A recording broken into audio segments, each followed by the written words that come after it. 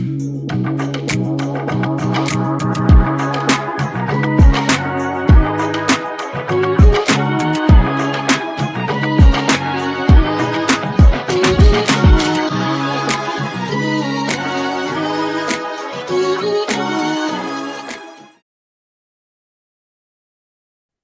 welcome to my Fireside chat at this channel. You may have seen some of them before, and today I have the great honor to introduce John Callas.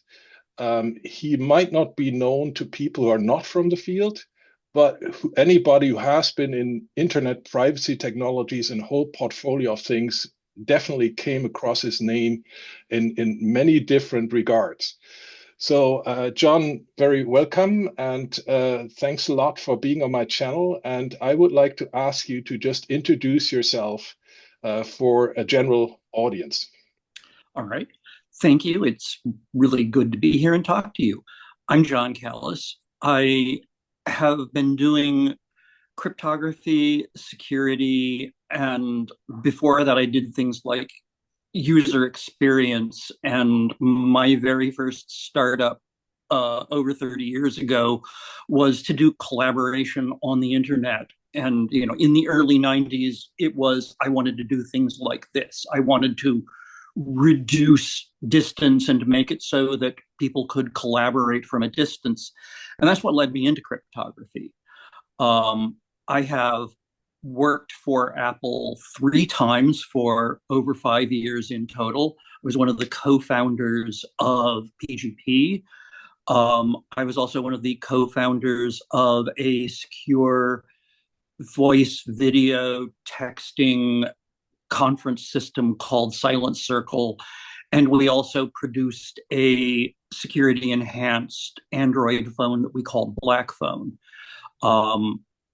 I have also worked in nonprofits. I did 2 years at ACLU and 3 years at EFF. And presently, I just do application security and privacy research, and other things. Yeah. By the way, there's a separate Wikipedia page, for example, on John. So it's you see the whole splendor of his career and all the potential interconnections to Bitcoin-related technologies there. So I invite you to read it. John, for the courtesy and the interest of time, has really abbreviated stuff, but there's a lot of very interesting points in there. So yeah, you mentioned already, like maybe one of the stuff that is most publicly known and associated with you is the PGP, or pretty good privacy. It has been used by Satoshi Nakamoto. He actually used news PGP. So could you explain a little bit the difference or the connections between Phil Zimmerman's PGP, Open PGP, PGP Corporation or Incorporated, and Open PGP for the public, and your part in that? Okay. Phil wrote the first PGP in 1991, and it went on from there, where he had legal difficulties, where he was investigated. It's one of these things of, oh, he was investigated. And investigated is bad enough. I mean, that's people crawling into all aspects of your lives for export violations, because in those days, cryptography was under a lot of export control. The same US regulations that govern munitions, advanced location technologies, supercomputers. It's really, when you hear things in the news like the US government being mad about GPUs they're used for AI going off, it's the same sort of thing where they're trying to control who gets what. So after those were dropped, and when was that about? When were they dropped? That would have been 96. Phil formed the original Pretty Good Privacy Incorporated. And he formed that with a number of VC people. And I came into that company in early 97. This was also the time this was the first time that I was at Apple. I was working on collaboration things there in their research group, and Steve Jobs came back. We knew that everything that we were doing was just going to be canceled. And a friend of a friend said, "Hey, we're looking for people who do system architecture and so on over here." And I had started dabbling in cryptography because people told me that they didn't want to share their most private thoughts on the then brand new internet, um, and just have anybody be able to pick them up. So I needed SSL, and it didn't exist. So I went to the second RSA conference and started learning how to do cryptography and encryption there. Um, and that's Sorry where I to started. interrupt you. So SSL is kind of a secure transfer protocol based on encryption, or correct me Yes, if I'm wrong. yes. And yeah, We all okay. now, like 95% of the web traffic is encrypted. And you know what you're doing, and the website that you're talking to knows what it's doing, but nobody in the middle gets any of that information. And and similarly inside of Zoom, um, nobody knows what you and I are saying. Obviously this is going up on YouTube, so people will, but while this is going on, the encryption makes it so that we're having a private phone call, private video call, as opposed to something that anybody could be listening into. And so I worked at the first PGP. It got sold into Network Associates. I was chief scientist at the first PGP. And Network Associates, which McAfee became Network Associates, and Network Associates then changed its name back to McAfee. In one of those great corporate things that always happens. And they decided that they were no longer interested in doing PGP and put all of the assets up for sale. And a number of us who were former PGP people, some of whom I'm sure I will be talking about, we put together a bid to buy it from Network Associates, and we did. And so we restarted the old band. And in that, Phil himself was an advisor and not an employee, but he was, paid consultant, ambassador, heart and soul of the thing. And he had a number of other things that he was doing as well. That eventually got sold to Symantec, and and is even now still part of corporate software for securing inside of large organizations. I believe that Symantec sold it to Broadcom, who sold it to Accenture. I don't keep track of who the mergers of things are anymore. Um, and and so there's sort of the compressed PGP company thing. So when PGP was created, one of the things that we wanted to do is that we wanted to make it be both a business that could allow us to have it be our day jobs, but we also wanted it to be open. And we created an IETF standard that we called OpenPGP, made sure that trademarks, etc., were accessible to IETF and so on. That's the task And force of the internet, right? The IETF.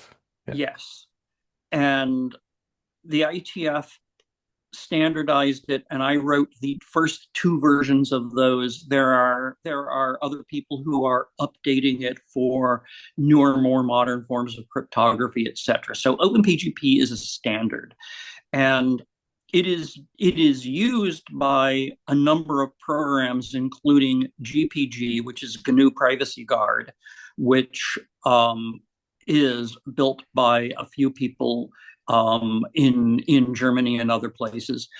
Also, other services like Proton Mail use the OpenPGP standard to encrypt things.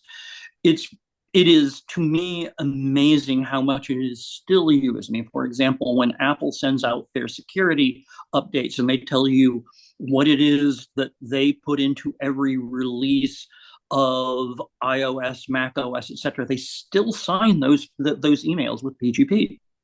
So it is still 35 years later an incredible backbone of internet security.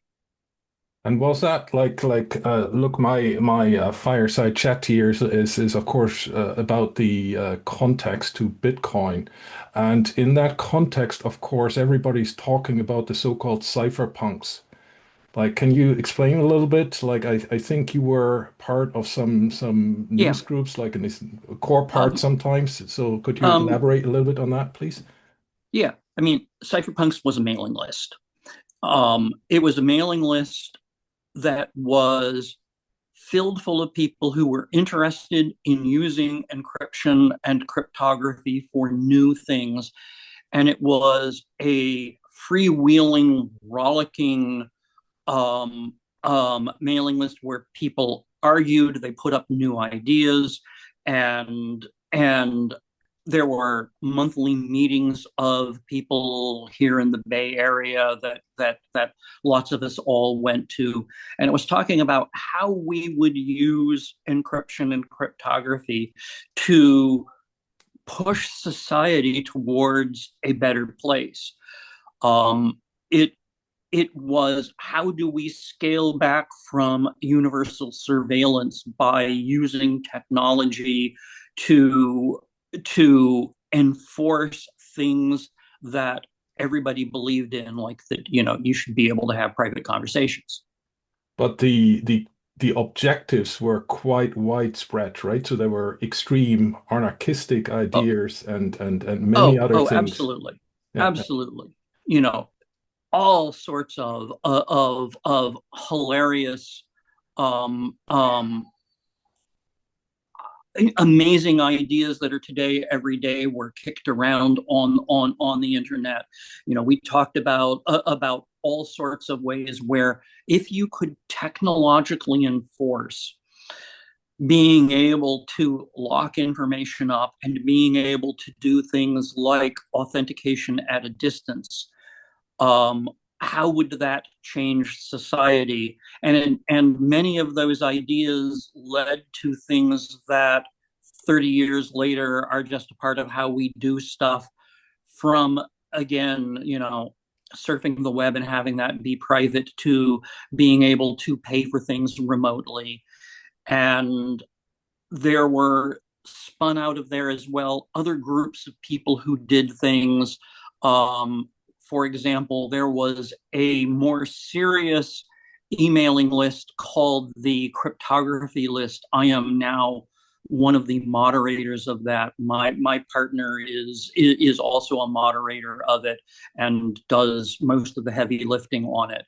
And there are two or three of us who moderate it. And it is also, if you're talking about cryptography, you can come here and talk about it. We don't care any more about it, but it needs to be about cryptography. And that is the mailing list that the first Bitcoin paper was first announced on. In 2008, the paper was sent to the cryptography mailing list. So my understanding is this. I mean, we have like in some articles they are mixed up. Like this cypherpunks list by that name was mainly in the 1990s. Right? And Yes, that kind of tapered off a little bit. And then, as far as I understand, there were different mailing lists that kind of spun out of it, like yes, Blue Sky and this cryptography mailing list that you just mentioned, where Satoshi Nakamoto, to my great surprise, exclusively launched his Bitcoin white paper and used it for a couple of weeks until it kind of got quasi banned by the moderator. And as far as I understand, you were like one of the moderators of this list that Satoshi Nakamoto published the paper, or was that later at a different stage? Or um, probably. I, I don't think I was a moderator when that came out. but I don't remember. But you were posting, right? You were Yeah, watching yeah, it. And absolutely. I mean, you know, cypherpunks. I mean, there is still a cypherpunks list, and cypherpunks is where people talk about the the effects of how the technology are and experiments and ideas. Hey, couldn't you do this? And the cryptography list was far more the nuts and bolts of actually building things, to talk about the math, the science, the implementation, etc. And right now it's one of those things that happen where if somebody wants to talk about the actual cryptography of cryptocurrency, of trustless systems, of anonymity, and so on. But if they want to talk about what their new coins are and other things, then there are lots of cryptocurrency things. So the cryptography list is one of our rules is, in fact, that it has to have something to do with the actual technology. It can have other things as well, but it has to be about the technology.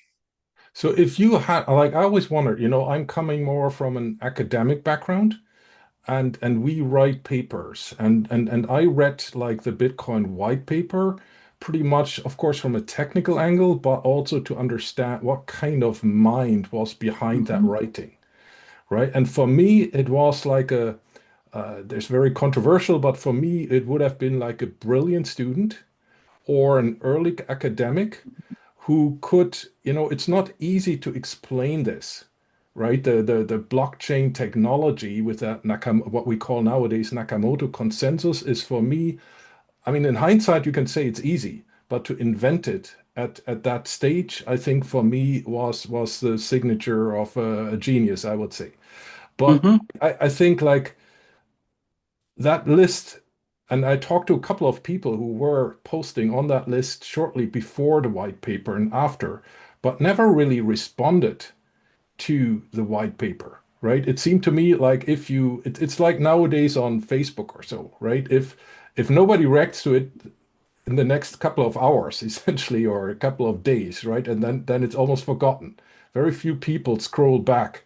So if it doesn't really catch a lot of interest immediately, then the risk is high that it just gets lost into nirvana. So I was really surprised that Satoshi would work 1, 2 years. He said it himself. He said 1.5 years or something. So you start something, you develop it in complete solitude, evidently. Otherwise, we would probably know who Satoshi Nakamoto's real identity, civil identity is, right?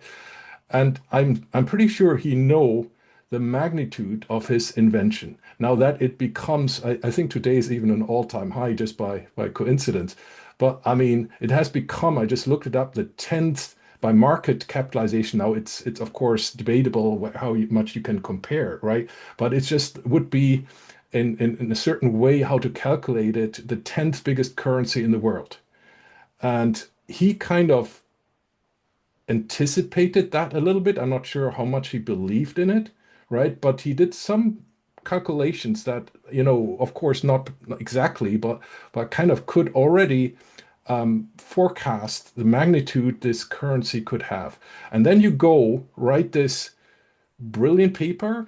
For me, it has a couple of little technical weaknesses in terms of paper writing, right? And we can get to that maybe later. And then he posted there, and even people like yourself and the people who reacted, with all respect to them, right? But he, except for Hal Finney, who I'm sure you know him, and you were friends with, even he worked at PGP, Mm-hmm. that the people who reacted and mostly to him were, let's say, not the big shots in the field, right? So Yeah. you publish it, and I would expect, okay, like everybody should recognize, like the brilliance of it, the novelty, and then only people that were not really the biggest impact players were responding to him. And then for the first year, essentially, it was taken off. And as far as I understand, it was mostly then in private emails, let's say in 2009 when the blockchain started, there's not much recorded. I mean, there were some court cases recently where people volunteered and Adam Back published his emails, that he exchanged. But let's say if I had invented Bitcoin, and I'm far away from having been able to do it then and even now, and then I send it to Adam Back, who was pretty much a big shot in the field, right? It's very understandable that you would reach out to a guy like Adam Back if you had a project running that would kind of like introduce some internet money, let's call it this way. And Adam Back essentially said, look, nice that you have it, but I'm not interested at the time. I mean, nowadays he's of course a very big guy in the Bitcoin field, right? And then he just points you to Wei Dai, I think, who was also reasonably known in the field. He was like very famous for some crypto libraries and so on. Yeah, yeah. What he did some really nice He just crypto said, library. look, nice that you contacted me, but I'm not interested. Then Satoshi even contacted them for the code release in early, like first days of January 2009, so a few months after the Bitcoin white paper, and they kind of didn't even react, right? So he sent the code or the notification that the code is on the SourceForge repository where the Bitcoin was the updates or the code updates were posted and some news, And these guys said, look, nice that you did that, but I don't even think they read the paper, you know. So what was like? Why do you think like the inventor of Bitcoin, who files under Satoshi Nakamoto, wasn't discouraged doing this? Or There, most people would have said, "Look, Jesus, like why is nobody liking that?" because it was one of a dozen or 2 dozen other ideas all floating around at the time. I mean, it wasn't that Satoshi comes in and publishes a paper that has everything in there. That Bitcoin is a mashup, and that is not an insult because it's like it's Isaac Newton who said, "I stand on the shoulder of giants." Is that it takes a time stamping protocol that Stuart Hafer did, which was basically what blockchains are. It takes the proof of work stuff where that came out of academic cryptography, and Adam proposed a few years earlier a spam fighting mechanism that he called hash cash, where you would do proof of work to do things. And proof of work was a hotly debated, very controversial topic. Um, um, and and it has always had all of the obvious defects. I mean, so that's one of the things that was there. I remember lunch table conversations with Hal talking about how, I really don't like proof of work, da da da da da da. And he says, "Well, so what else is there?" And I just, had to shrug and say, "I don't know." But it's like I don't like just spinning a computer and burning things up as a way of demonstrating something of value. In in some days after Bitcoin and all, there was a good snarky comment that Ben Laurie made, which was this kind of like burning banknotes and then saying that the serial numbers are still cash, and an antipathy to proof of work is still there, and the Ethereum people did a painful change to proof of stake, which is controversial for other reasons. And an early tweet from Hal about this was that he was very concerned about the environmental impact of proof of work on Bitcoin himself very early into it. Yeah, So, I remember Bitcoin. like that you're talking about Hal. Sorry to interrupt you there. I mean, Hal was the guy who presented essentially an updated version of proof of work, which I think is called reusable proof of work at a 2005 conference, and I have Yep. a couple of people helping me, and a lot of them said that that might have been the trigger for the person who later became Satoshi Nakamoto to develop Bitcoin. And if you look that up a little bit, there are these archives on the internet. Yep. I mean, if you want to see it, you could draw the line from that, I think, 2005 presentation of him, where I also asked others, to essentially Bitcoin. But of course, it depends when you want to see it. You find that Yeah. way. If And, not, you can deny it. and What do you? I mean, you are very close to Hal, so could you elaborate a little bit on that, please? I mean, Bitcoin takes reusable proof of work, which you'll hear people call RPOW. It takes the time stamping system. It takes reusable proof of work. It takes a couple of other concepts in there, like BitGold, which was an idea that was, how do you construct a thing out of bits that is a limited resource? I mean, it's like one of the reasons why gold becomes a thing that we denominate money in is because it's hard to find, it's relatively easy to authenticate, and and has other physical properties, and a whole lot of cypherpunk things were, how do we do things in a digital space that are really easy to do in physical space? One of the classic not just make messages secret problems would be, so, how would you and I play a game of cards that we could prove was fair and no one was cheating, despite the fact that we're in separate places from each other? And that is where a number of cryptographic protocols come from, these things of, how do you do this thing that are easy to do with either physical objects or proximity, with no physical objects at a distance? And that is an awful lot of what the cypherpunks were doing, was, how do we make these things? How do we make crazy stuff like that? And they were, by and large, not academics.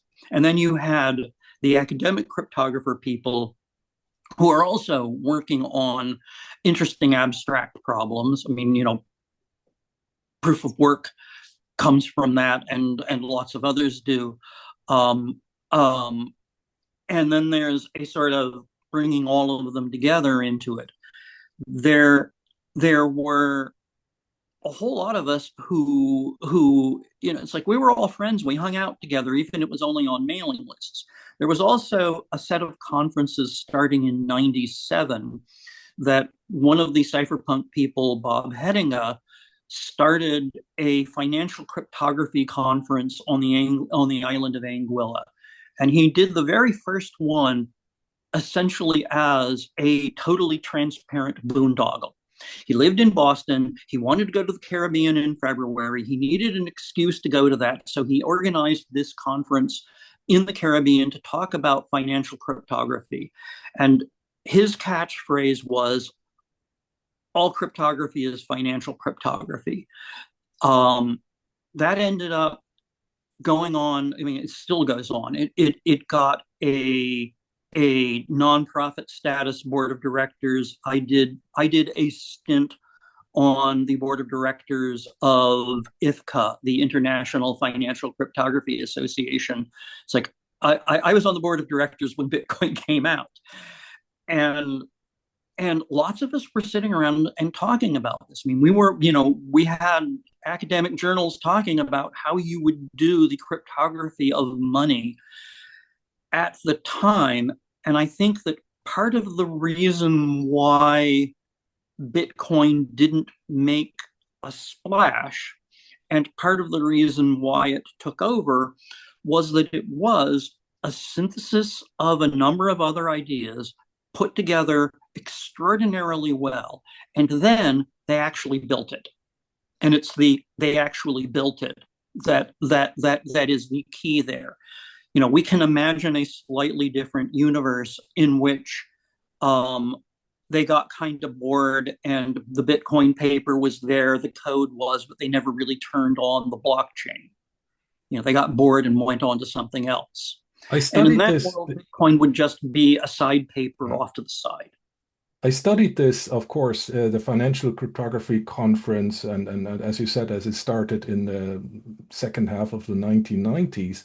And what surprised me is that the topic, I mean, as an outsider, right, it looked to me like the conference was kind of crying for something like Bitcoin, like an internet, a native internet currency.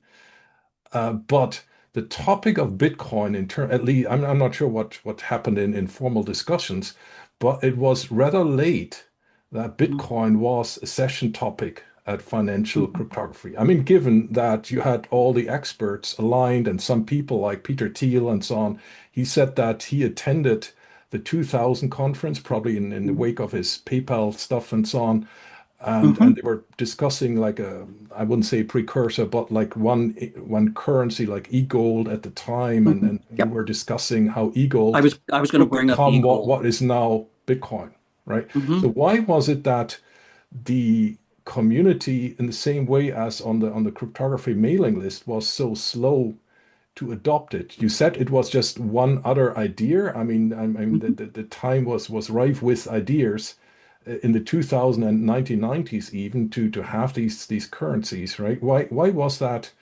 not seen immediately in terms of its potential impact?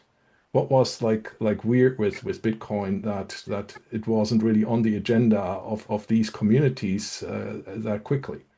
Well, remember that first of all, this is a quasi-academic conference. And, it has become a real academic conference. But at the time, it was a quasi-academic conference that was for lots of people to get out of the United States onto an island with a beach, sit around and relax, and talk about crazy ideas. And there were things that came out of it, including stuff like eGold, where eGold was a system that literally bought up gold in vaults in Switzerland and used digital tokens to represent that you had bought so much eGold. And and they were both successful and then ran into a whole bunch of legal problems because, well, people were using it to launder drug money and other stuff like that. And that gets the authorities down. In early 98, some cypherpunk friends and I started a startup where we were going to do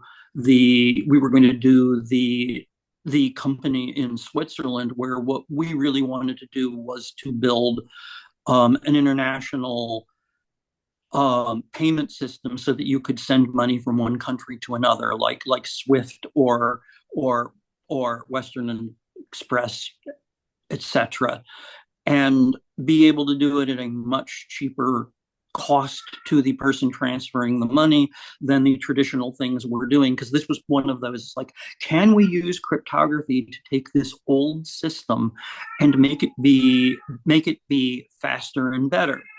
So we ended up having that founder on the rocks because we believed that we needed a banking license, and it was very difficult for us to get a banking license. We could only get the banking license in, I believe, Vanuatu or some other place like that.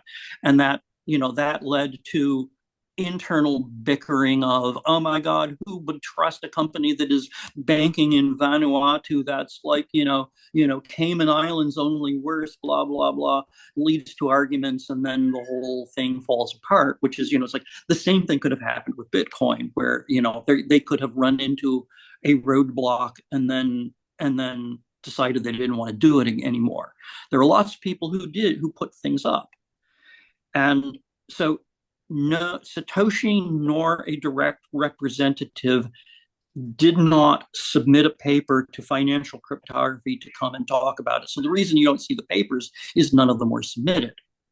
Well, actually, I think on the Bitcoin forum, which is the list that later like Satoshi established it and pretty much took Mhm. off in 2010, right? Mhm. When Satoshi was kind of already gone, then was it Hal Finney or somebody, at least Hal Finney commented on it. They said like they wanted to send Satoshi, I think, to the financial cryptography. I think one conference, and then it was only because Satoshi hadn't really like said formally goodbye.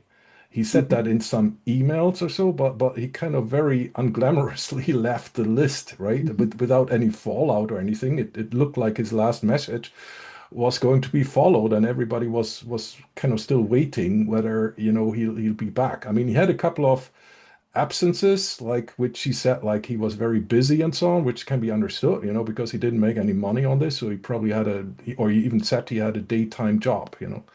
So Mhm. yeah, so but I think somebody, it might have been Hell, was saying that that's unlikely because people realize that the pseudonymity of Satoshi was not just a play, right? That was damn Mhm. serious, right? And so my impression is, and I would like to hear what your expert commented is. For me, it was like, okay, there were like even like the eCash thing from David Chaum that was essentially 1990 stuff, and actually Mhm. in Belgium and so on, they were around that. I mean, David Chaum was in Holland essentially at the time, Yeah, yeah, at a he was in research the Netherlands. institute called CWI, and Mhm. that's like I think a state-funded research institute, and I think this DigiCash, eCash stuff was kind of like a thing that was in tandem with these activities, and he was recruiting people from Mhm. that talent pool. And I talked to a couple of people there, and there's also articles on the internet. And for this as well as others, I think these things didn't fail technically, but mostly because regulation, similar to what you mentioned with your project, right, was kind of somehow like the state didn't like that a private entity would issue something that is similar to their national currency for several reasons. I mean, you can argue about criminal activities. I mean, with cash, you can fiat cash, you can also have a lot of drug dealing and so on. But for me, it was like at the time, and you see that also in the white paper, right? Pretty much all the white paper reference were all coming from the 1990s and before, right? So it wasn't really like cutting edge cryptography that was applied by Satoshi Nakamoto. I mean, even if I see that from an academic point of view, I think the average age of that the references, and if you take Adam Back's Hashcash, that was actually invented in the, I think, 97 or so. He had a first paper on it, and that was only updated. So pretty much everything that was cited was more or less almost 10 years old or even older, right? And so what was missing was essentially the decentralization. So I think Satoshi Nakamoto looked a little bit at BitTorrent and Nutella and Napster and this mostly file sharing stuff. He even mentioned it, right? In BitTorrent and Mhm. this stuff, there was always a discussion in the early 2000s Mhm. maybe about how to price something, right? Like Mhm. how to find a good value that is accepted by people. Essentially, for file sharing, it was about sharing resources like disk space, internet bandwidth, and so on. And there was a problem how to find a price that is accepted. So a lot of these price findings were essentially going nowhere. They went to crazy Mhm. inflation and all that, right? So I think that and these platforms were all about peer-to-peer decentralization, right? So this peer-to-peer spirit was extremely strong with Satoshi Nakamoto. I mean, in the title of the white paper, it Mhm. was a peer-to-peer system. Mhm. And I had another fireside chat actually with which I find very odd, and I always wonder why people haven't really pointed at that. The first, after he published the thing on also the cryptography mailing list briefly, but then to others, right, and on SourceForge, he reached out to the P2P Foundation And I mean, people don't realize. I mean, I talked to these guys, and I will upload the video very soon.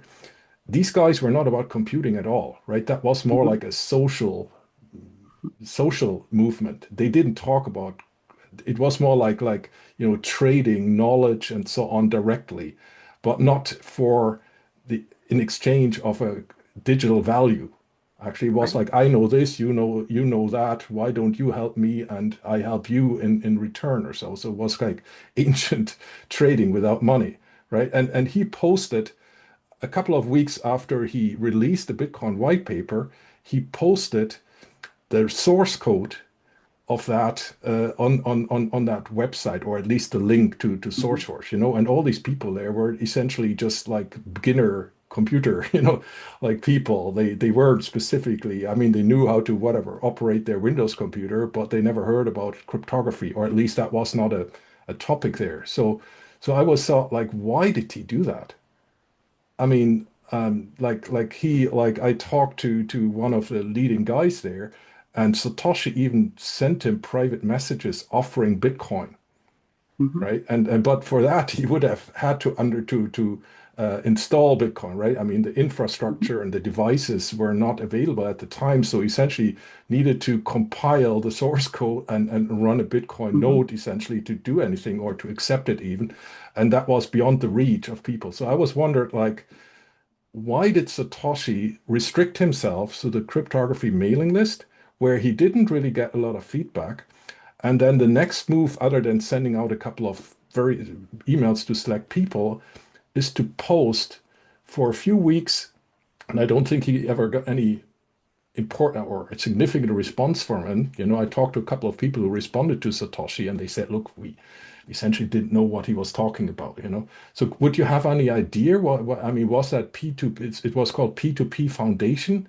Why, Yeah. other than sharing the name, that, let's say if you had been Satoshi Nakamoto, I suppose you were not, would you have like not reached out to other people? Like, I mean, or would have that been the first choice of your first communication and trying to reach out?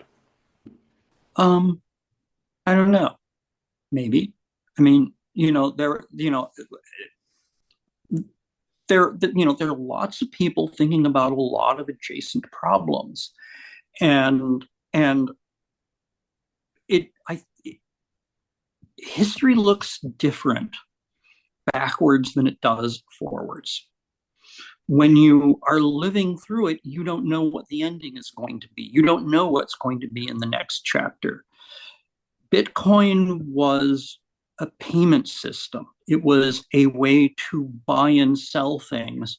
And like all of the other people who were doing things, there is the issue of, so what is it that I can buy?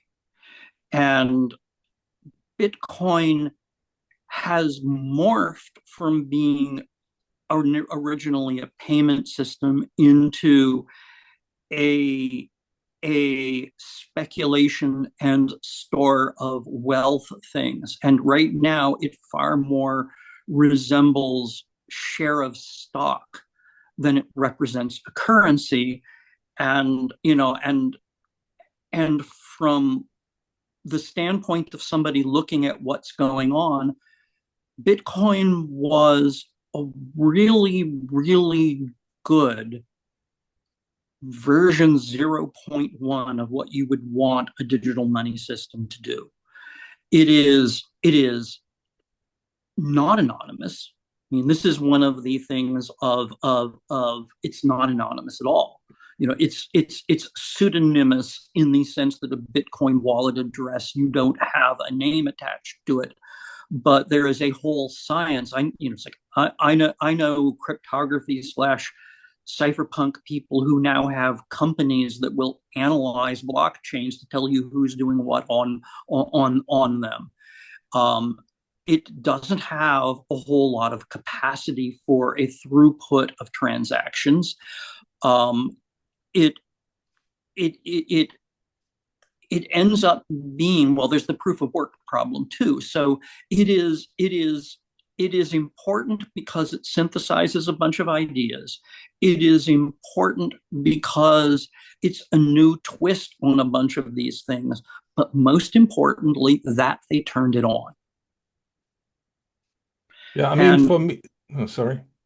um, in relatively early Bitcoin days, I considered buying a bunch of Bitcoins, and I didn't. I thought about putting about $1,000 into Bitcoin to play around with it. And I didn't. And the reason that I didn't, and this was also when Bitcoin would have been about between $1 and $2 a coin. And I didn't because it was a whole lot of trouble to set up the thing. You have to run not terribly well polished software. You have to keep your private keys done. It's just a whole lot of work. And there's like basically nothing that you can buy with it. I mean, it's like, I can't go, it's like, apart from, oh, there were people who said, there are famous things where somebody paid for a pizza with a It was Bitcoin and actually somebody, today, 15 years ago. I think yeah. today we have the anniversary. So, so, but you couldn't really do that. And when I was doing Black Phone, one of our big discussions was, do we sell Black Phone for Bitcoins? And it was a highly controversial discussion among the bunch of us that had lots of aspects of it, which included, we're making a secure phone that is getting a lot of attention for being a secure phone. Do we really want to poke the bear of government observation by taking Bitcoins too? And I had a lot of practical objections, which was that, for example, even in those days, the value of Bitcoin could swing by 30% from one day to another.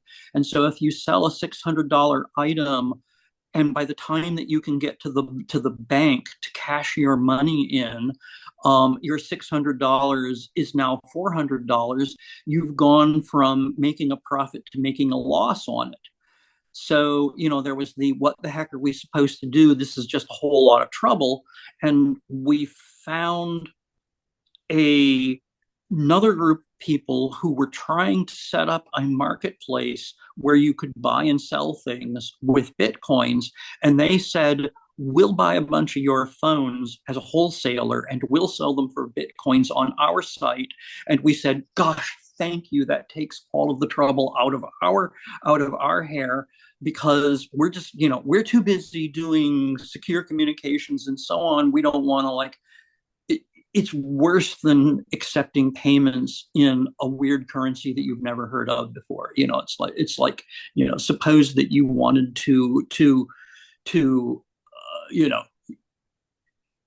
you wanted to sell things in Thai bahts or whatever. It's like, how do I set up the banking system to convert those into dollars and euros? Yeah, I think, but like for me, it was like, let's say I just mentioned the PG the P2P stuff, right? That was essentially like a core idea, and I think Satoshi, the person behind that pseudonym, was very much into that. I think Yes. this online anonymity was kind of almost a religion among Mm-hmm. these people, right? You didn't want to know who did what essentially in these file exchanges. You didn't want to be tracked down. And that was the reason I talked to some people like who know much more about it and were part of the scene at the time. And I asked them like, why didn't you invent Bitcoin? They were in electronic cash systems and so on, like really like even Satoshi cited them and so on. And or yeah, and they said, yeah, because Bitcoin gave up on anonymity, pretty Mm-hmm. much according to your line. So they say, I would have never done this because it would be against all the cypherpunk or also from the academic scene, all the the the attributes we wanted to see in an electronic cash system. It didn't fully represent, so it was inferior that I didn't even consider it. And they said, like, look, most cypherpunks would have been on the same theme. for this, right? That's why he said like so. He said like if once we realized that a certain idea wouldn't produce, for example, anonymity of payments and so on, then we abandoned it. Mhm. Kind of like we didn't even follow up on that thought. Bitcoin has succeeded in spite of its flaws. Yeah, I mean, it's not even really P2P. You know, it is conceptually P2P, but today, for example, there are a bunch of mining pools that basically control yeah, Bitcoin.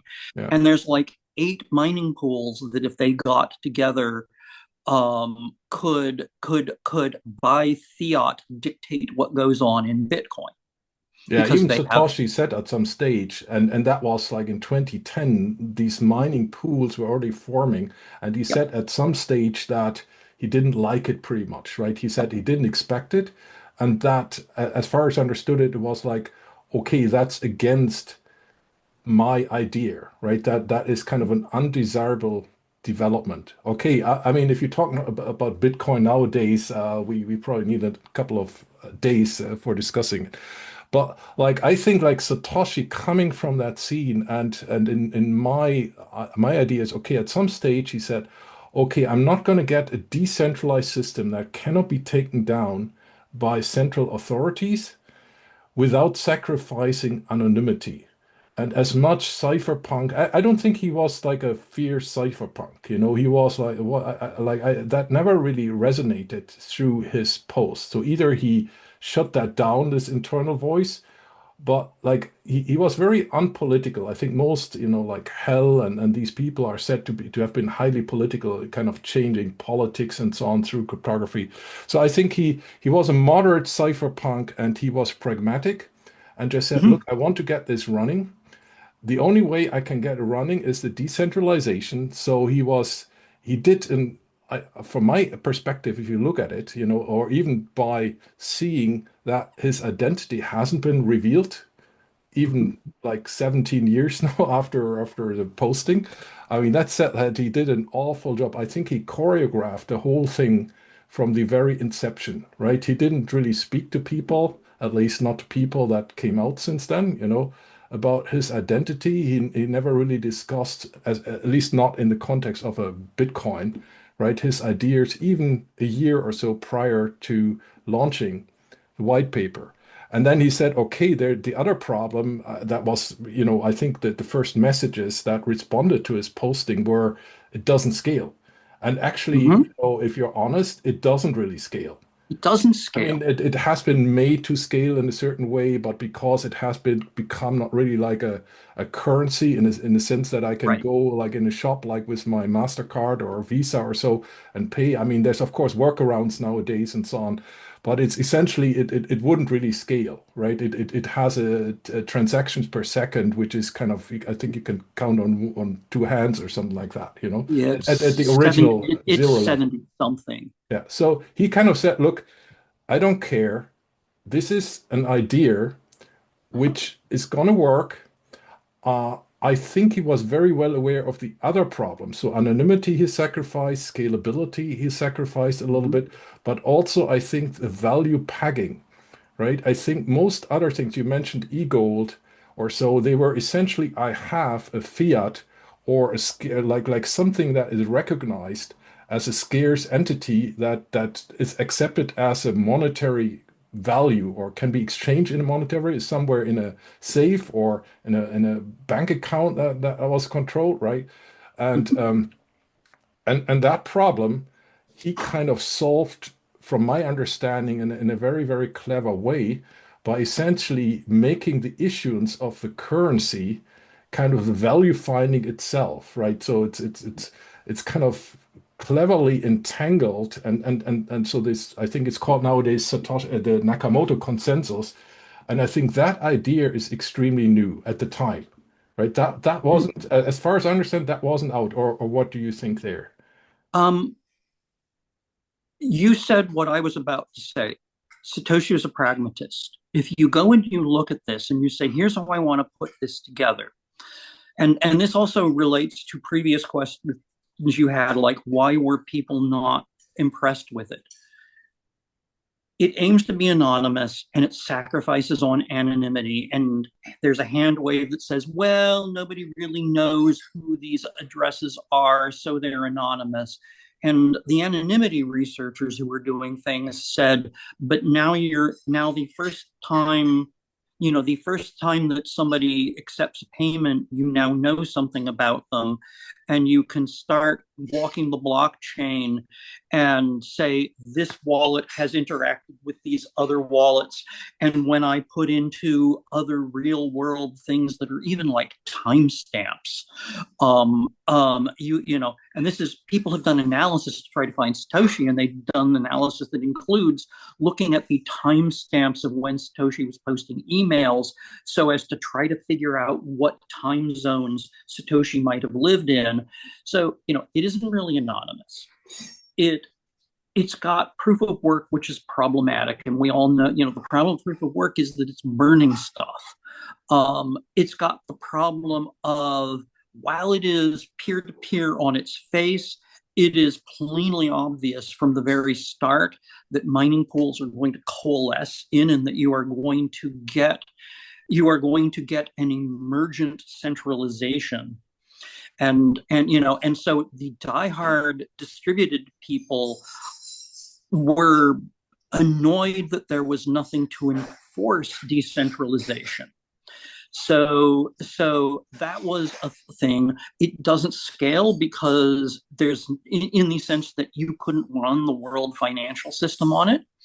So there's all of these reasons why a lot of the idealists and thinkers would object to it. And when I mentioned, I had been talking to Hal about proof of work and saying I don't like proof of work. I think that proof of work can be beaten by all sorts of ways to game the system, and we know that a bunch of them are even done in cryptocurrencies today, where there are ways that you can play fast and loose with gaining consensus and so on. And so it is an extraordinarily good rough draft of what you would want to do. And yet they turned it on and it worked. Yeah. Exactly. And then, of course, nowadays there are layer twos or some people trying to use actually it's based on the most recent updates, the Taproot and so on, but let's not get into too much detail there. So there seems to be something like a way to trick it, or at least people suggest that can be done.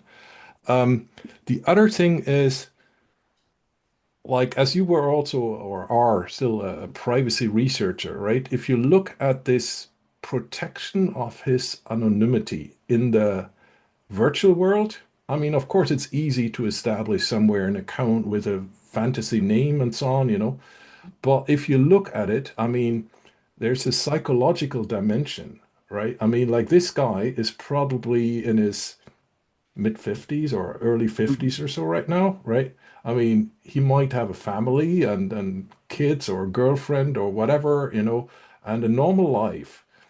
And he might run even to some funny situations. I mean, and Bitcoin is a pretty big topic in the United States, or at least much bigger than in most European countries, right? So he might just pop into a bar, and then his beer friend there that he just started talking asked him whether he knows anything about Bitcoin, right? Like, I mean, it's like very tough to imagine that you would be the inventor of something that, if you like it or not, pretty much is a major thing in the world, right? We're talking about like nowadays or today, actually, let's say we are way above 100K in terms of value for Bitcoin. So it is the value of the, like, if let's say if you interpret as shares, if you have a Bitcoin, Mm-hmm. then we're talking about above $1 trillion, significantly above $1 trillion, right? So that would be, if that was an enterprise, would be on the ranks of, I think, Apple and Tesla and so on. It would be one of the biggest things that is out there in the corporate market. and without marketing, without any, even, it's not even incorporated or anything. It doesn't have a CEO, at least not formally, right? So this setting up an identity that has worked, let's say, from the very beginning, somewhere in, let's say, early 2007 or something like that, to now pretty much almost 20 years. And neither he leaked nor was it possible. I mean, I did all that myself. It's not so difficult to kind of pinpoint the location where he had stayed mostly. I mean, my result is, and I really try to incorporate all the previous research, is he probably had a homestead in Eastern time zone, right? I mean, of course, if he had been a night owl and working at 4 o'clock at night and so on, but that's unlikely because he said he had a day job. Of course, that can be all faked. I mean, everything you write can be like a razzle dazzle, right? But I mean, probably it's hard to fake everything if you're a single person. I think that would have been more like a Secret Service thing. You know, if they set up an agent in an adversarial state and so on, these organizations then have teams to help these people. But I would say he was probably American from Eastern time zone or something like that, at least as his main homestead. But then to set all this up, to never really release much, right? Mhm. Even though I found some stuff where I think these are signatures which have been overlooked in other places. But how would you assess the effort, the psychological dimension, of course, but also the technical dimension to essentially make yourself completely invisible on such an important topic, right? There Like are on lots. something that would certainly, I assume like FBI's and CIA and these three-letter agencies and others like internationally. I'm not sure whether they would hate him or kind of take him down, but at least there would be an interest by very powerful organizations to know his real identity, right? To There set are that up, lots. what would you be your angle at that? How difficult was that? Yeah, there are lots of people who think that reality is a spy movie, and it's not. Reality is far more likely the stupidest thing you can imagine, and not anything else. Um, Also, governments and any organization, but especially governments, there are factions inside the government. There are people who like this. There are people who like that. There are all sorts of sub agencies in the US government that utterly hate each other. There are it is a well-known thing that, like, inside of Microsoft in the like mid late 90s or so, the Exchange team and the Outlook team hated each other. Yeah, That that happens. yeah, it's and lots of people in the cypherpunk crowd went by pseudonyms. Um, my friend that we looked at a payment thing in was known primarily as Black Unicorn. And I know who Black Unicorn is, but lots of people to this day don't know who Black Unicorn is. And he intentionally outed himself in a bunch of things. There are lots of people who have these pseudonyms. You say, well, what do you mean by a day job? And it's like, oh, many of these people that I know are night owls. It's like there are many, many, many people who are top-notch programmers in various organizations, and they start work at about 11 p.m. and go to bed when the sun comes up. So this is part of the you're trying to figure out what's going on with the group of people who are very smart, eccentric, have weird habits like that they're night owls and so on. So you know I would say that the time zone research on where Satoshi is, it's like, yeah, definitely skewed towards the Western Hemisphere, but not necessarily East Coast. And I'll also point out that, oh, what if Satoshi was living in Santiago, Chile? that's Yeah. approximately East Coast time Yeah, well, too. my research is mostly like I think I fully agree with you. A single thing like okay, he whatever, like the last post was ever Mhm. always before midnight Eastern time zone or something, or you give it a little bit of a night owl thing. That is not enough. But I mean, just to throw it in here, I did a language analysis. I'm not a Mhm. native speaker, as you easily guess from my accent. But I've been living pretty long in English-speaking countries, right? So, and I know what a non-native speaker, like somebody who hasn't grown up in an English-speaking country, is able to say. And I found a lot of things where I had to look up what that means, right? I Mhm. mean, you see that in the emails and so on, also what recently published. I pointed that out in my book. There's a lot of phrases and so on that you might, I'm not sure whether you speak any foreign languages, but you always have something like for example, I can read, let's say, French, right? Mhm. But I can read some newspaper articles. Maybe I don't understand every word, but I can pretty much get. And but a lot of the words I'm reading, I would never have in my active vocabulary, Mhm.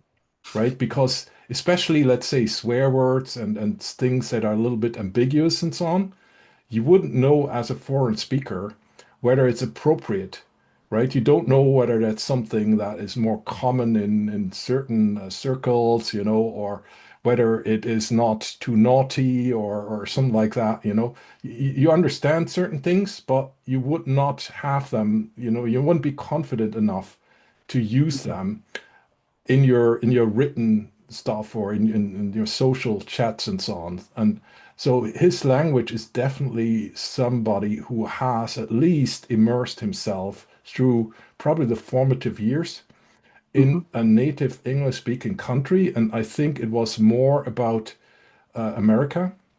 So if you take the time zone and that together, for example, right, that becomes for me like a more consolidated thing, right? Because you're right, somebody could really work until 4 o'clock at night and somehow not have a sleep habit, or maybe have work where he can start whenever he wants in the morning and so on, and so. But I think, but let's not make this here the central topic that he's probably was in Eastern time zone. And I found a couple of individuals on my thing on my book, for Yeah, example, that I profiled that would be it's there. But the whole cover it's a up, good guess. I mean, you're in a situation where you need to go from good guess to another good guess to exactly other that. because yeah, he was But he my was he's main goal is actually not so much find out the identity. That's always a miscon. I just want to find what kind of person it is. So for me, it yeah. would be nice. No, even if Satoshi Nakamoto came back to me and said, "Look, you're right,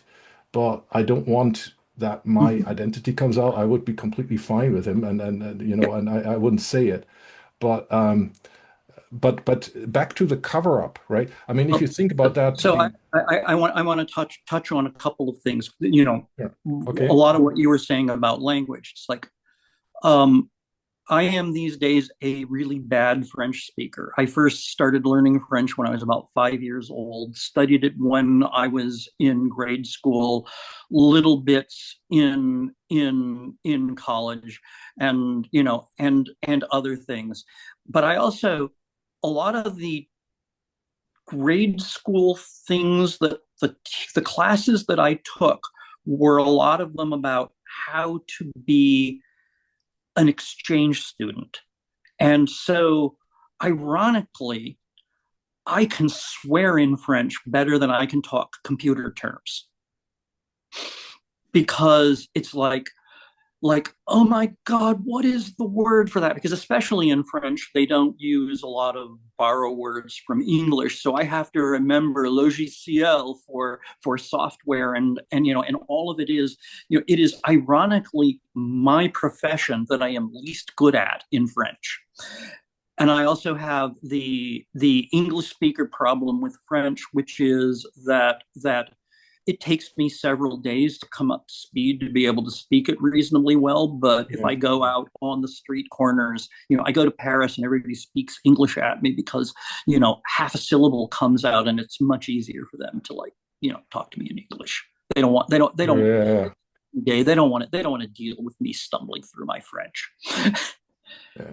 So so so yeah, but Satoshi could have been somebody who was an exchange student in the United States or Canada or even Britain. One of the things that people who've done stylometry on stuff have pointed out that there were a number of British spellings in there, but that can certainly easily be faked by Yeah, I talked anybody. to some people from, these hardcore cypherpunks, and they said like these stylometric tricks were quite common, right? To cover yourself up, you would Well, yeah, intersperse something, maybe use some words which make you a little bit like a maybe like a patsy or something like that, just to kind of distract, people who would like to find you. But I mean, for well, example, hmm? also those were the sorts of conversations that we would have at lunch at PGP. It would be, oh, it's really good to do all of this cryptographic stuff, but if somebody can just look at your writing, how do you do that? And and one of the techniques that someone can use to beat stylometry is that you do things like you create essentially a character in your head and you figure out what they were doing.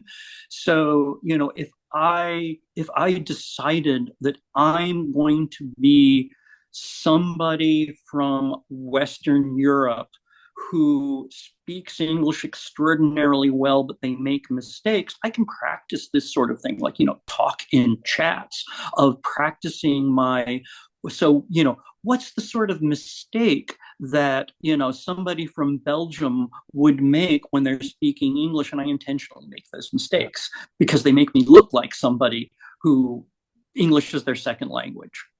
Yeah, but what my thing is, you can pretend incompetence, but not competence on things you need to deliver, right? Mm-hmm. Give me a simple example. For example, I program a little bit, right? I've been programming C for, let's say, decades, but I cannot pretend to be programming like yourself or somebody, right? Like, so if I really have, so we assume very firmly that Satoshi Nakamoto, the person behind it, was the one that coded Bitcoin, right? And some people would say it's The ingenious vast coding, majority of others said it's poor coding, but with my capabilities, so I essentially coded my master's thesis and my PhD thesis and some other stuff, in C++. But it wasn't at the level, right? I just did some science coding, or, some numerical libraries and so on. But like internet stuff, protocols, cryptography, and all that, I never did that. And I couldn't just pretend to do that. However, I talked to, let's say, one person who was also cited in or is very famous in the scene, right? Like I said, like I think you are Satoshi. Like we were kind of in a private chat, and he asked me never to disclose his name, right?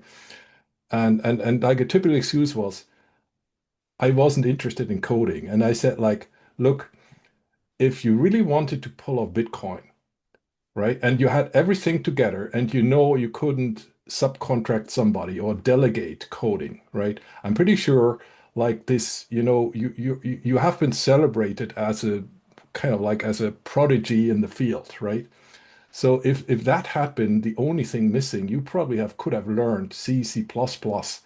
I mean, especially if you already coded in other languages and had some experience, you know what coding is, you know what an if kind of condition is and a for loop and that. I think you could have learned that in 2 weeks and then advanced your skills as you advance the programming, right? But if somebody is, let's say somebody, like just think of non-native speakers like me, right? Of course, there are some people, some non-native speakers who are much more talented than me. They would probably not have an accent like me, and they would be much better in all that. So I always say like if you want to identify that personality, probably each individual criterion could have a very good explanation why you don't find that. Let's say if you look for that person in real life, he doesn't meet that one criterion. There might be very simple explanations that you can hypothesize about, or you just, there's always some unexpected things, right? Maybe they have an English native speaking mom or so that was never in the public. They grew up as an English native speaker, but perceived these people, if you weren't very close to them, they might have been never really overtly kind of broadcasting that they were native speakers through one of their parents or whatever, an exchange student or something like that. So I don't really believe so much in single criteria, but I think, as you said, like this kind of, you could pretend being a Western European English speaker, but to juggle all that, if you really just take all the ingredients you had, so to promote Bitcoin, to develop technically, then to pretend this, and that.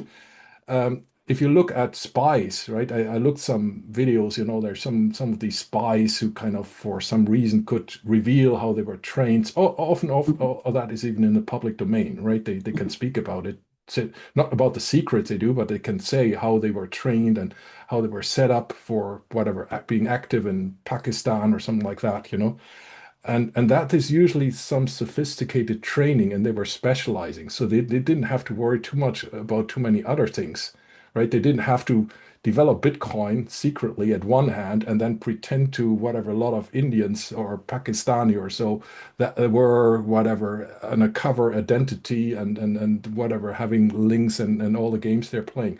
So I think even for a Satoshi, at some stage, all the balls you have to juggle at the same time, on the technical side, on the anonymity side, on the language side, on the posting, on running essentially a news group there, and know how to trust people, never to release any private information or something like that. That becomes a lot of balls to juggle at the same time. So it's not impossible. So I always say, okay, if you have a single thing like the language, that might have been, handled by him. And as you said, he might have just assumed mentally to be, okay, now I'm Satoshi Nakamoto, so I have that kind of recipe how to be that, But it gets too much if you look at what he did. Right. And beating stylometry is easier than creating a Yeah. unified persona. You also when you're doing things in text, you don't have to do it in real time. And if all you're trying to do is to deflect attention to you, you don't have to worry about the things like, the movie aspects of it, of, you go to the bar and you order either 3 beers or 3 beers. That those are these I little have seen that. Yeah. cultural things of and when I was an exchange student, it was one of the things that they taught us, that when you go there, if you were going to be a German exchange student, they taught you to count where your thumb is one as opposed to your index finger is one, because they said nobody will understand it, or worse, you hold up one finger and you get two of them. Because Yeah. the waiter thinks that implicitly that's there, so you get 2 beers and you only ordered one. Yeah. Yeah. So Yeah, but it's like pushing that out, like also to keep all private aspects out, right, is difficult. And actually, there were some slippages by Satoshi, Mhm. which you find at second thought, right? Like let's say he was stressed, and then he released some stuff. I mean, what I was to ask you, how much was it known in the cypherpunk scene that it would be very favorable to register your web domain in Japan? Was that like common knowledge Oh or? yeah. Well, the where should I get things? I mean, to this day, lots of people have domains, and there's the, oh, who should I be getting it from, so on and so forth. Who keeps the best private records? Who's the cheapest? Who's this? Who's that?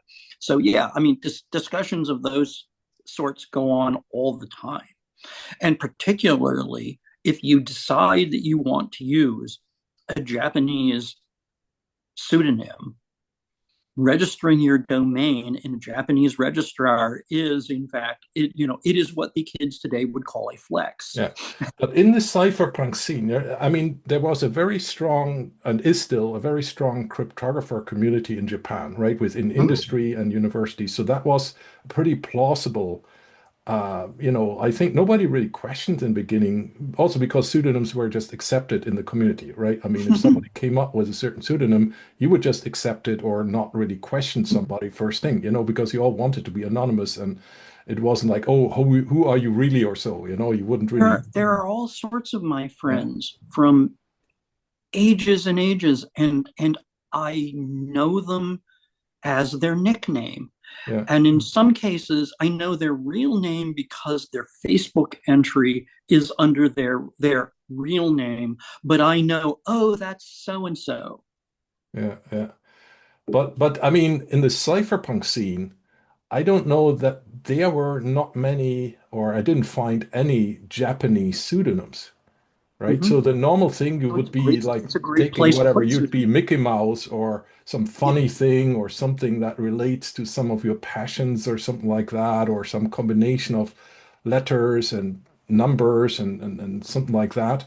But I mean, you were so, like if you were on the cryptographer mailing list, I know it wasn't the first thing people try to decipher, who you are, but like somebody.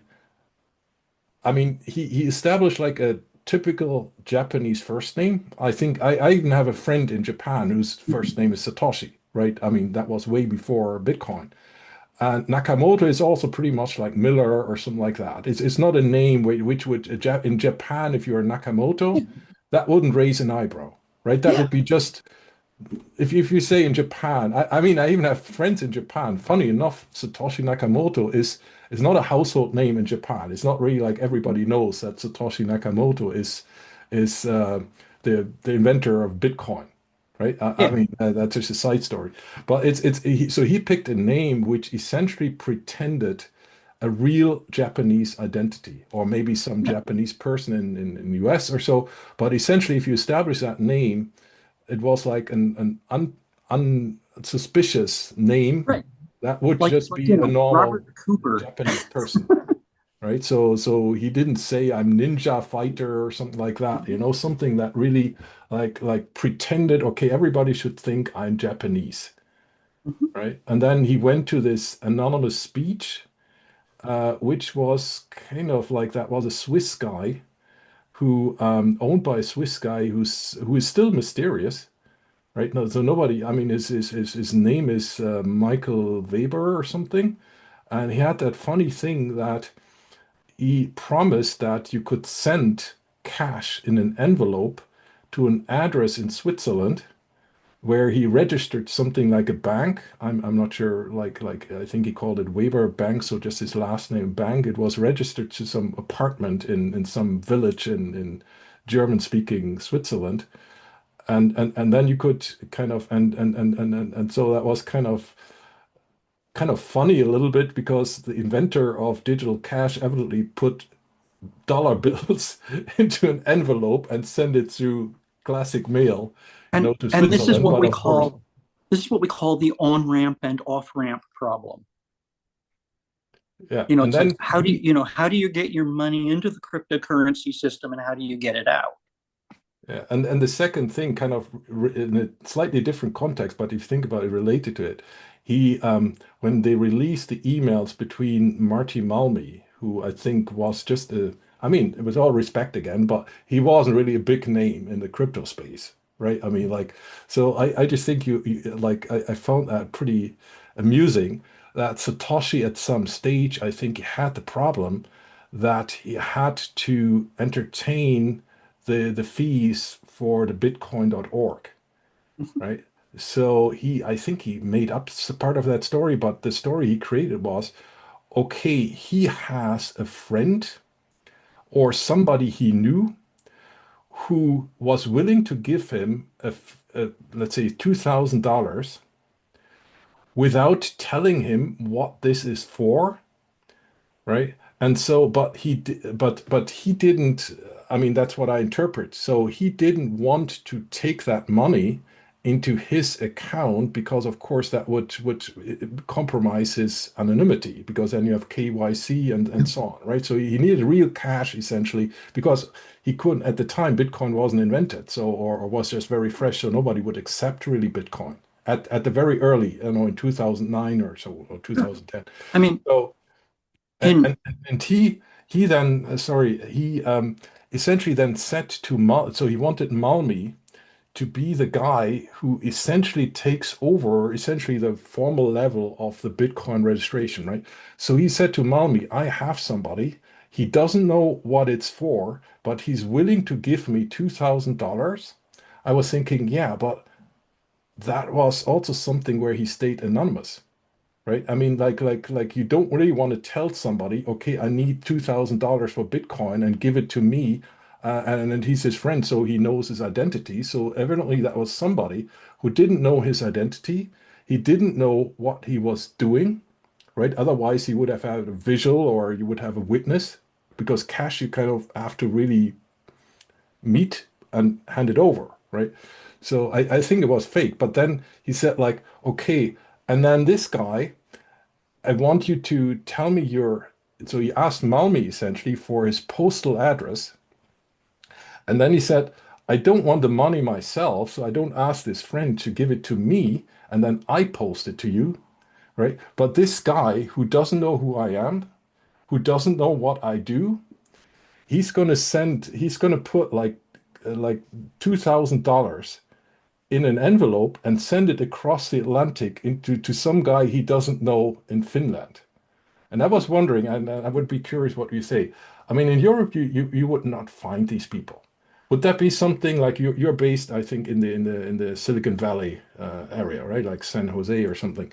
Would you think that's a realistic story, or would it probably have been himself, right? That he just needed oh, it's some to completely say believable. It's a completely believable story to me. it's believable Absolutely. that you let's say you know somebody, let's say from a news group, and he says like, look, I just don't know what you're doing and don't know what you are, who you are, and I'm willing to send. It was actually eventually I think it was even $4,000.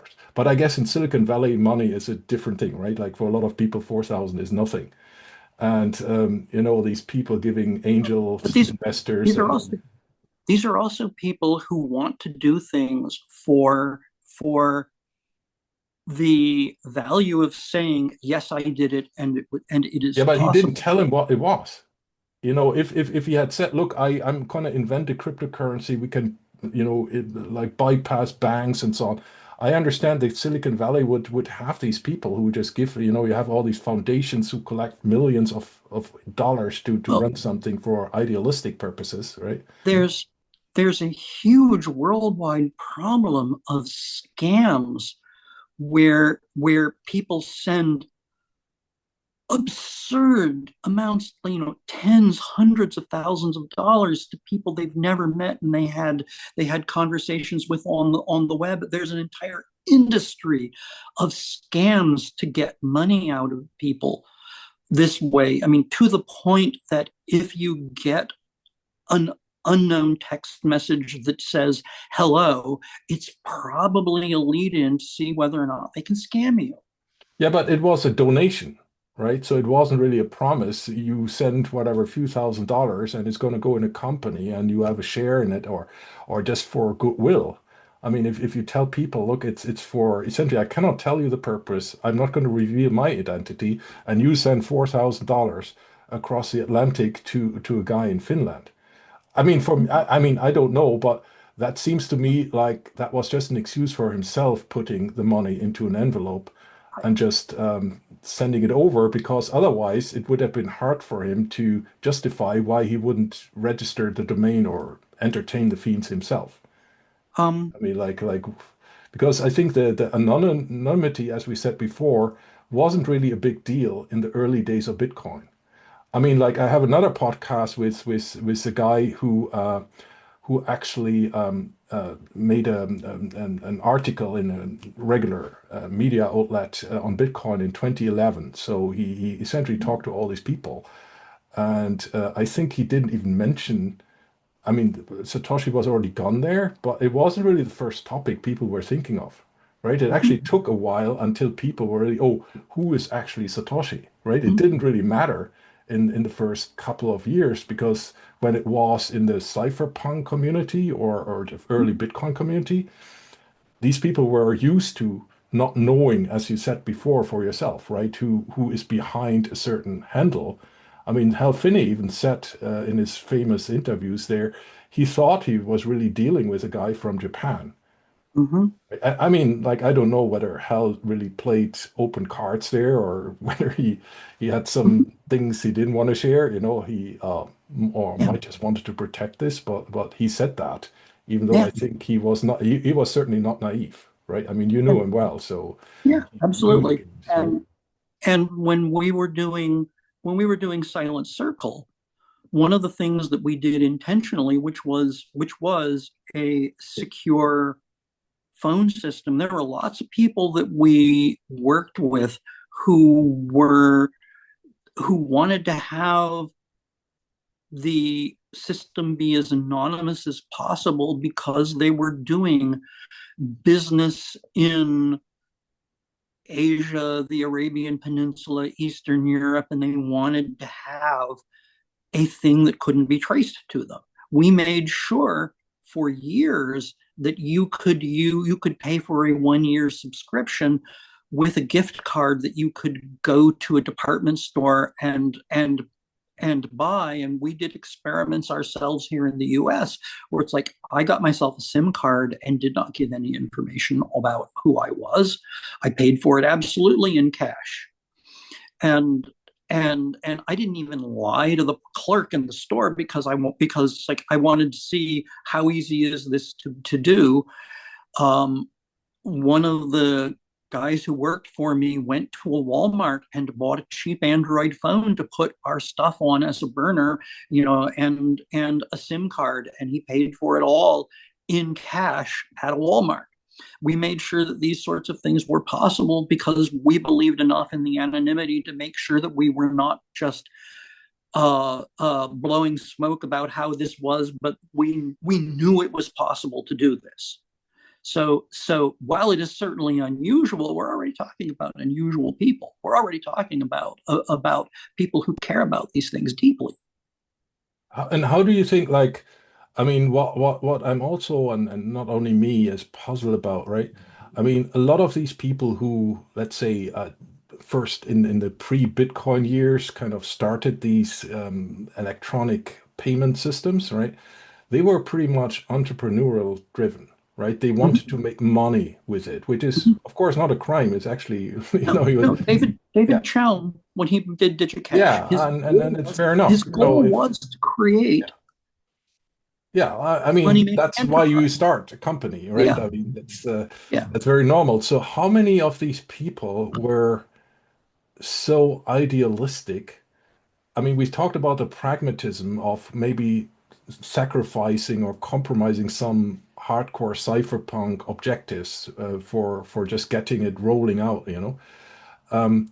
But the what seems to be that he never really touched his coins. I mean, I have some reservation of that because I think he might have done something, but the common belief, and I think at least for the overwhelming majority of, they say about 1 million Bitcoin he owns from pretty much 2009. And then there were other analysis. I mean, they're always a little bit to be taken with a grain of salt, you know, but he also there were some very good analysis I read like that Satoshi seemed I mean it seemed to me like in 2009. I mean the mining is not only for your profit, but if you're the only miner, you kind of have to mine to keep the Mhm. whole thing running, right? In a situation where people were, I think Hal Finney mined for a couple of weeks, and then he at least said he turned it off because the fan of his computer was driving him crazy, right? So you had these people coming in and out for most of 2009. And then Mhm. so people guessed a little bit, you know, about, you know, you can calculate back a little bit from the hash rate that Satoshi must have had in these years. And if he had just sustained the hash rate, he would have continued to mine very successfully into 2010. but the data, which is, I think it was very well researched, not by myself, but by some other very competent people, suggests that he Melissa throttled Blackburn's. his. So once he noticed that other people were good enough to keep up a reasonable competition for the mined bitcoins, he seems to have down-regulated or switched off some of his computers or whatever he did to have others mine the Bitcoin, right? Mhm. So he definitely didn't have this, okay, I'm going to be the richest person in the world, or having significant money by just exploiting that I'm pretty much very much on my own or amongst very few people, and some of them probably don't have a supercomputer or some setup there, you know. So he seems to have throttled down his mining rate once he recognized that there was sufficient other miners around in the towards the end of Yeah. 2009 even or so. So that mental attitude of, okay, I put my own economic goals that I would have naturally as an entrepreneur, you know, back in a sense, I didn't pre-mine. So he very transparently made it clear that there's no pre-mining that happened.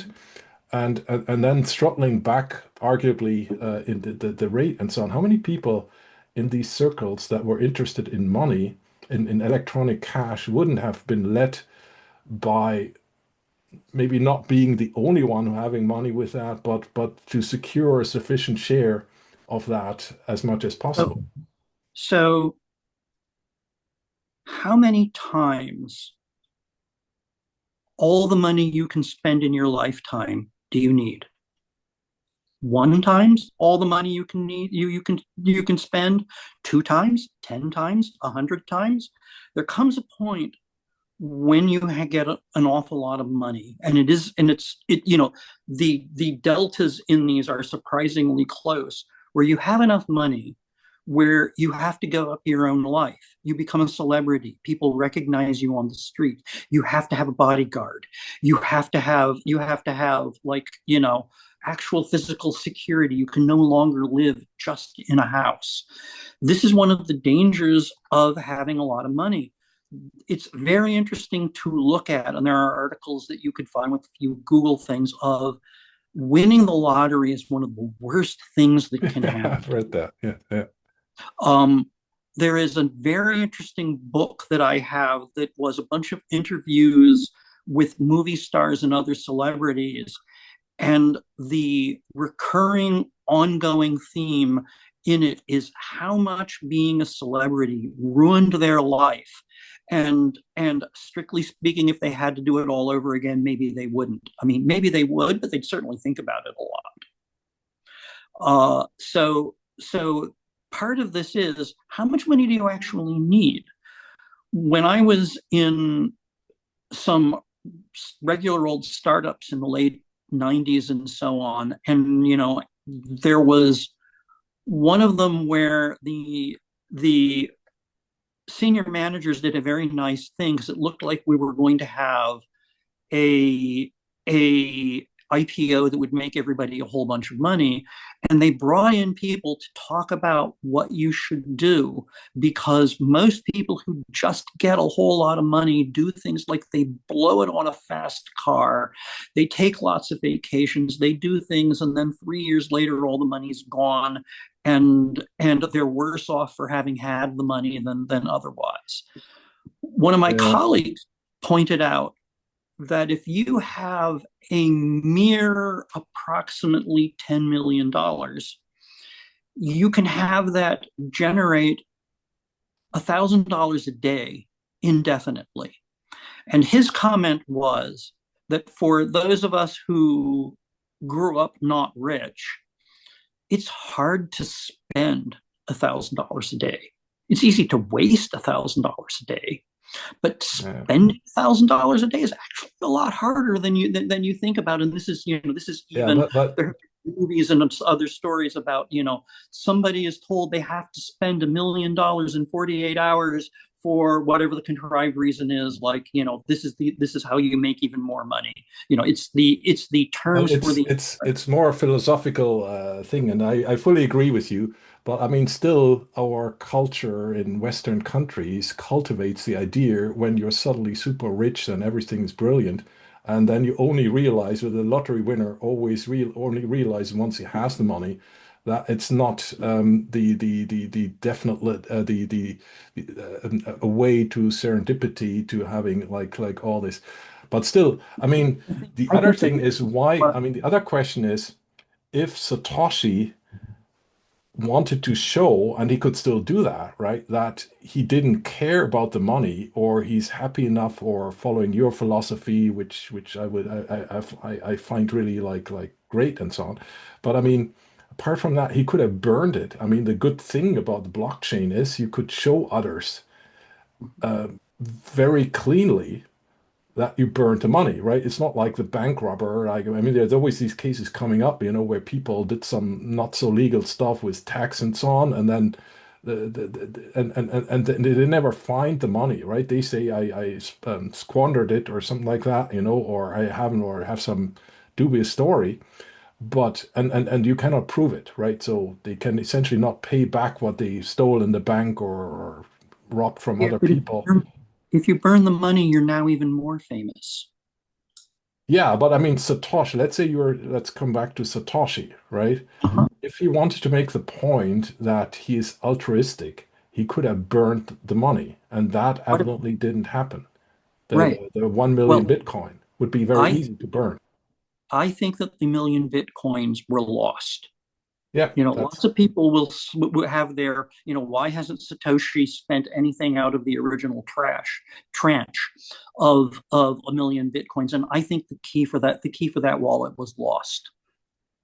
yeah. I mean, I mean, like maybe you can explain it to people. At the time, of course, there was no devices you could buy to like any keys or so that would securely store it. Like, so if you whatever crashed your hard disk and you stored it on hard disk, or your paper wallets were burned, or you just forgot where you put them, or your whatever water damage in the house or so, that was lost. Like, I mean, Suppose, how did suppose you people were, actually secure their crypto signatures or crypto keys at the time? What was it yeah. just? Suppose you were Satoshi and you fired up the Bitcoin machine and the blockchain is running. And then 2 days later, you realize that you forgot to save the tranche key. What do you do? Because philosophically, with what you're doing, you're trying to build a machine that is impervious from a human coming in and putting a hammer on it. Do you go and put a hammer on the machine that you built so that no human could put a hammer on it? Or you just say, yeah, I'll just mine some more? The second thing I find interesting, right? I mean, let's say you can put yourself much more into this mindset than myself, right? Let's say you are Satoshi and you do all this anonymity, you don't want to come out, right? But suddenly, um, disagreement evolves on Mm-hmm, your pet child, on your brainchild, right? mm-hmm, Like whatever. There was this block size war. There was a person or several person, but this kind of crack right, claiming mm-hmm, he's Satoshi. I mean, just think of the absurdity, right? mm-hmm. I mean, like you kind of say, I'm not going to tell you who I am, but suddenly somebody else goes to court. He actually also threatened me because I talked to this guy. Was quite an unpleasant and scary experience. So that there's somebody, a guy coming around and essentially saying that he is you, right? Mm-hmm. And then not only as a joke, right? I mean, of Mm-hmm. course, there were other people who were more like trying to get a couple of clicks on YouTube videos and so on. But that guy was damn serious, not only basing his company or company that he was hired for, but suing other people Mm-hmm. for this guy claiming that he's you, like, or you're anonymous. You must have nerves of steel, right? To not, I mean, he could easily, technically, he could have used one of his Satoshi keys or something like that. We have a couple of blocks where it's essentially the stuff he sent to Hal Finney, right? Like that. He Mhm. could use that key essentially to even write on the blockchain without disclosing his identity, right? That this guy is not Satoshi. I think he said at some stage from an email account, but then people said, okay, that was hacked, this account, and so on, you know. So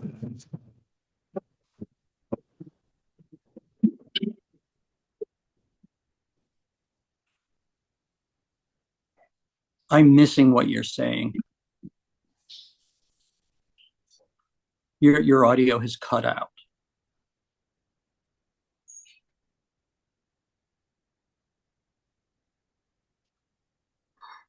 Also, I have a noon meeting and need to get to that, which is in 9 minutes. okay. Can you hear me now? Yes, you're faint, but I hear you. Oops, that shouldn't be faint. There you are.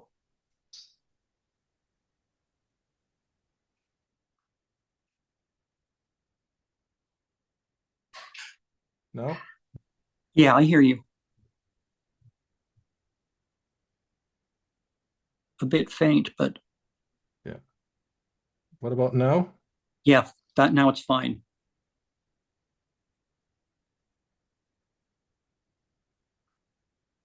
Okay. Do you hear me? Yes, Okay. I yes, don't, just fine. I didn't change I anything. mean, yes, you know you have a really good point on here, which is that this is someone who is outside the mainstream. And part of what I'm saying is, oh, that's really common among the cypherpunk and extropian and other crowd is that, oh, yeah, there are lots of these people around. So somebody who doesn't want to reap the fruits in terms of fame, fortune, not even kind of minding his brainchild, at least in emergency situations, right? If that That person believes the fruit is poisoned, they're not going to eat it.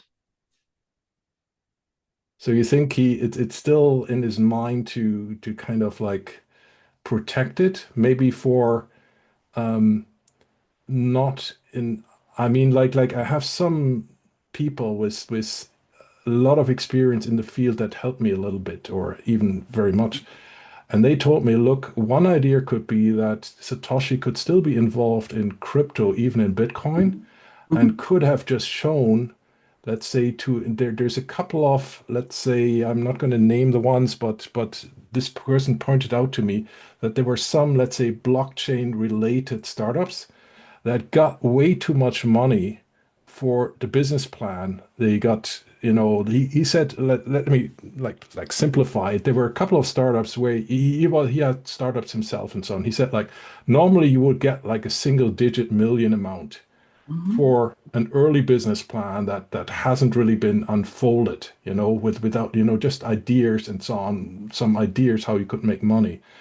And there were some people who got like double or even triple digit millions very quickly, maybe not in the first round, but very quickly without having much of a revenue running or something, where he said, okay, Satoshi might have disclosed to some, there's some cypherpunks, you probably know who I'm talking about, who are also entrepreneurs, right? Who could you probably a Satoshi could revert to and say, look, here's the thing, can we have like a secret thing and can I get your commitment that you don't leak this? So I have the Satoshi keys, right? I give like if you give me, like if I show them to you, suddenly the business plan makes sense. Yeah. And so this is kind of like the my kind of security in terms of a loan or so, like that I put in. So you have that knowledge from me that I have whatever a million Bitcoin or something. And but I need cash because I evidently cannot convert them. But it's still worth something to know this information and potentially even come out with it. I mean, the market might not crash completely, right? I mean, like Satoshi's, like, I mean, he can do whatever he wants, but he's not going to take 1 million Bitcoin and go to Coinbase or Kraken or so, and $1 for it. He might take one Bitcoin or something like that, or Well, 10 or something like that. So something let's that the market could process easily. let's let's talk about other non-cryptocurrency things. It's been pointed out that while Elon Musk has 100, 200, however many billions, he can't get to most of it because that is not money in his hands. It is shares of Tesla and SpaceX, etc. And any significant sale has the risk of causing a loss of confidence in the stock. And similarly, if Satoshi started selling Bitcoins, people would start talking about how Satoshi no longer believes in Bitcoin. It would Yeah, but be on the other hand, let's say there's different ways, right? But if he came out, let's say, look, I'm here, I am, right? I love Bitcoin. I just need some money. I need to buy myself a private island in the Caribbean, just a couple of million or so. That's not going to hurt the blockchain. I'm going to do that, not in a single run, but I just or even whatever sells it to Michael Saylor or something like that, and he just gives cash to him, so it doesn't even cross any official exchanges, right? I mean, there's a good way how, as you said before, right? Like if he doesn't need a trillion, and what does he have? Like probably 100, let's say 100 billion. He doesn't need that in a single run, right? and Like and like and realistically he can't get it out.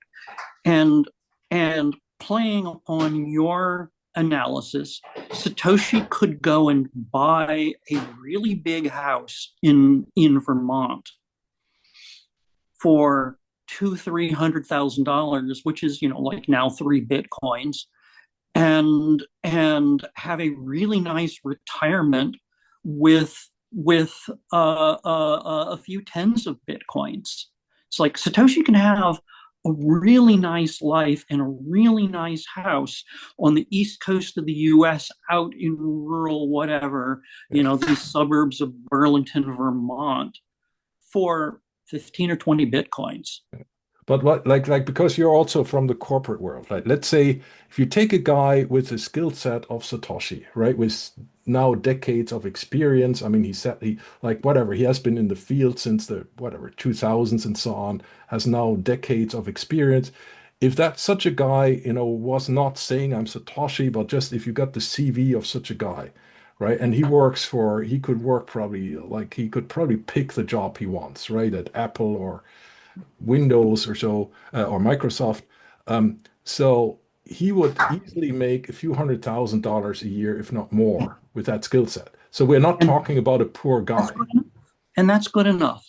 Yeah. And it's like think of the the electronic music band, the KLF, where they literally burned 5 million pounds filming it.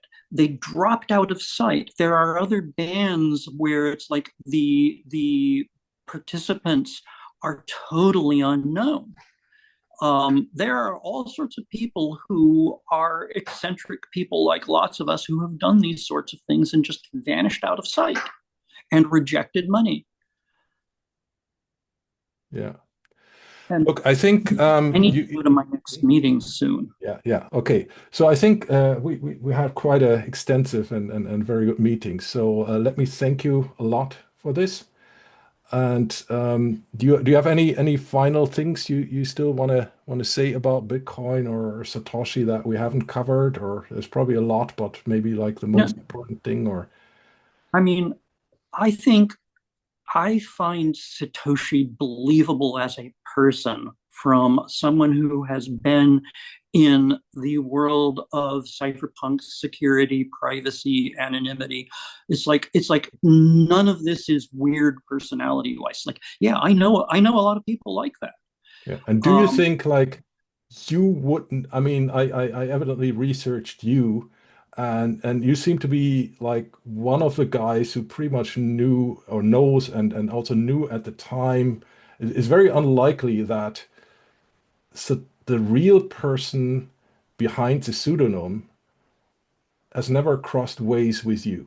Maybe closely or remotely, but would you agree that probably Satoshi Nakamoto is a person that would be known to you if he came out? Even intellectually or personally, you had a beer with at some whatever meetups and so on, or Yes. I actually think that Satoshi is more than one person. I think that you need to think of Satoshi Nakamoto as the name of the band, but there is one prominent person there. Like, the band yeah, Santana, it's primarily Carlos Santana. yeah. I think Satoshi Nakamoto is the name of the band, and there is one primary person, but there are other people in the background. Yeah, but would kind of had some contact with them, or at least read something that they posted, or they Oh probably yeah. did something Oh significant yeah. at the time. Maybe not directly as eCash, but in peer-to-peer communities and Cypherpunk. It's quite unlikely that that came out of completely nothing. Like Yeah. for example, myself, right? I I, couldn't I have think that come out of came out of nothing the and community. invented Bitcoin. Yeah, I think it came out of the community, Yeah. and I am expecting that Satoshi is somebody who was kind of quiet in the back, but if I cast my mind, oh yeah, that person.